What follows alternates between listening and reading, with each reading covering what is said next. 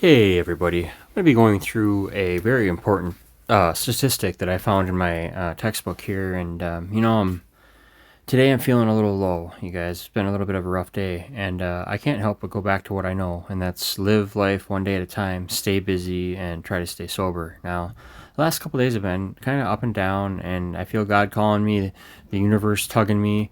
However you see it, something is going on in my spirit, and I just feel a tug. And today I'm investigating a little bit of more about why we here in America have such a dependency upon alcohol and other substances that just seem to do us no good. So check this out. The Great American Fraud, patent medicines. In the late 1800s and early 1900s, and before the days of U.S. Food and Drug Administration, the FDA, legislation, the sale of uncontrolled medicines flourished and became widespread. Many of these products were called patent medicines, which meant that the ingredients were kept secret, not that they were patented. The law of the day seemed to be more concerned with someone's recipe being stolen than with preventing harm to the naive customer or consumer. Some of these patent medicines included toxic ingredients such as acetylenide in bromo seltzer and orangine in prussic hydrocyanic acid in Shiloh's consumption cure. Sorry, guys. Most patent medicines appear to have been composed largely of either colored water or alcohol, with an occasional added ingredient such as opium or cocaine. Hofstadter's stomach bitters with 44% alcohol could easily have been classified as liquor. Saela Peruna, 28% alcohol, was prohibited to the Native Americans because of its high alcohol content. Birney's Catarrh cure contained 4% cocaine.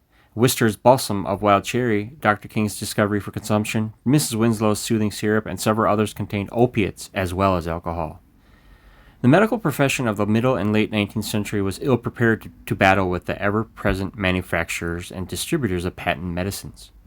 Qualified physicians during this time were rare. Much more common were medical practitioners with poor training and little scientific understanding. In fact, many of these early physicians practiced a brand of medicine that was more generally useless and frequently more life-threatening than patent medicines themselves. So in 1905, Collier's magazine ran a series of articles called The Great American Fraud, which warned of the abuse of patent medicines. This brought the problem to the public's attention. Collier coined the phrase dope fiend, from dope, an African word meaning intoxicating substance, and the American Medical Association, AMA, joined in and widely distributed reprints of this Collier's story to inform the public about the dangers of these medicines, even though the AMA itself accepted advertising for patent medicines that physicians knew were addicting. Now, the publicity created mounting pressure on Congress and the President Theodore Roosevelt to do something about these fraudulent products. In 1905, Roosevelt proposed that a law be enacted to regulate interstate commerce of misbranded and adulterated foods, drinks, and drugs. This movement received further impetus upon Upton Sinclair's book The Jungle was published in 1906, and this nauseatingly realistic expose detailed how immigrant laborers worked under appalling conditions of filth, disease, putrefaction, and other extreme exploitations in Chicago's stockyards and slaughterhouses. Two substances used in patent medicines helped shape attitudes that would form the basis of regulatory policies for years to come: the opiate derivatives, narcotics such as heroin and morphine, and cocaine. This poster advertises one of the patent medicines that contained liberal doses of opium and a high concentration of alcohol. This medicine was widely used to treat tuberculosis, then known as consumption, around the turn of the 20th century, when more than 25% of all adult deaths were attributed to this disease. The U.S. government finally forced the remedy off the market in 1920.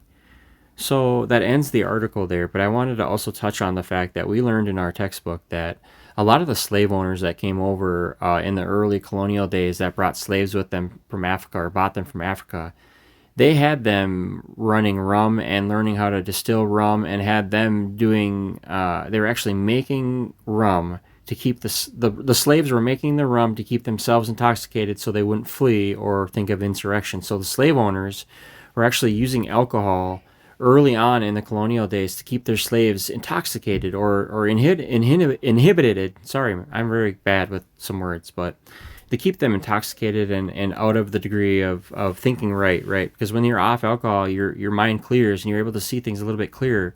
When you're on alcohol, your spirit is subdued. Your central nervous system is depressed. Your whole body is depressed. You feel depressed. It takes your spirit away. It despirits you, I believe. Alcohol does.